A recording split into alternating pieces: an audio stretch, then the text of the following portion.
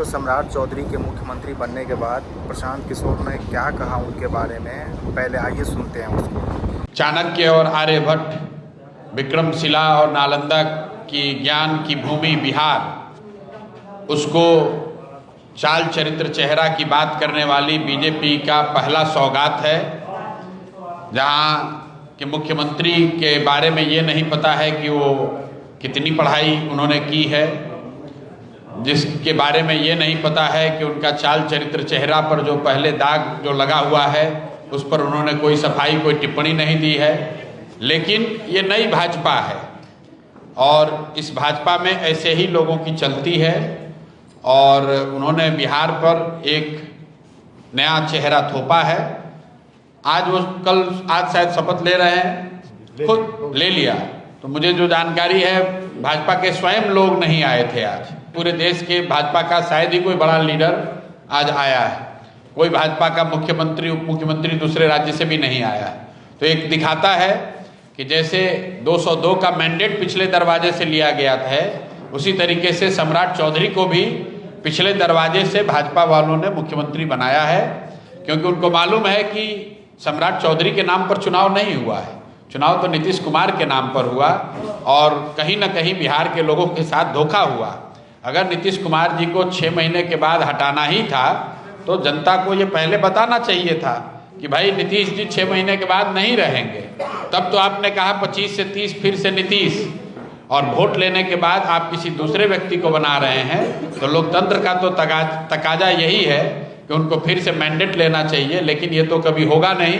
खैर, वो शुरुआत कर रहे हैं। आने वाले समय में अब बिहार की जनता देखेगी कि वो कितना अच्छा काम करते हैं। बड़ी बड़ी जो बातें एनडीए ने करी है, 1 करोड़ नौकरी की, पलायन को रोकने की, हर प्रखंड में अच्छे विद्यालय बनाने की, ये सारी बातों को अब ये पूरा करें, बिहार की तरक्की हो। लेकिन जिस तरीके से सरकार बन रही है वो ना लोकतांत्रिक है, ना मर्यादा के अधीन है। अब लेकिन अभी जिसकी लाठी उसकी भैंस वाली बात है। दिल्ली में उनकी सरकार है, जैसे चाहें पैसा बांट के वोट ले लिया, अब चुने हुए मुख्यमंत्री को हटाकर अपने किसी व्यक्ति को बना लिया। यही तरीका है। इसी दोस्तों, ये तो हुई राजनीति की बात है। मैं बस इतना कहना चाह रहा हूँ कि सम्राट चौधरी ने इलेक्शन से पहले बोला था कि अगर मेरी सरकार बनती है, हम लोग सत्ता में फिर से आते हैं, तो मैं चुन चुन के उन भाइयों को जो बिहार से बाहर रहे हैं, उनको डिग्री के आधार पे, उनकी पढ़ाई के आधार पे चुन चुन के रोजगार दूंगा। नहीं ऐसा है, आजकल सर्टिफिकेट जो है वो डिजिटल लोग रखे हैं, ज़रूरत पड़ेगी तो दिखा भी देंगे हार्ड कॉपी, हम रखे हुए हैं। सम्राट चौधरी जी, माननीय मुख्यमंत्री जी, आप आइए और हमें चुनिए और हमें हमारी योग्यता के हिसाब से हमारे जन्मभूमि बिहार पे आप रोजगार दीजिए। एक नागरिक के नाते मैं बस यही कहूँगा, राजनीति छोड़ दीजिए। आपने बोला था कि चुन चुन के रोजगार दूंगा, भाई मैं अपनी सर्टिफिकेट दिखाने के लिए तैयार हूँ। मेरे पास सर्टिफिकेट भी है, मैं एफिडेविट नहीं देता हूँ। सर्टिफिकेट है जो मैंने डिग्री लिया है, डिप्लोमा लिया है, उसकी सर्टिफिकेट है। आप मुझे चुनिए और मुझे योग्यता के हिसाब से रोजगार दीजिए, क्योंकि अब कोई एक्सक्यूज तो है नहीं।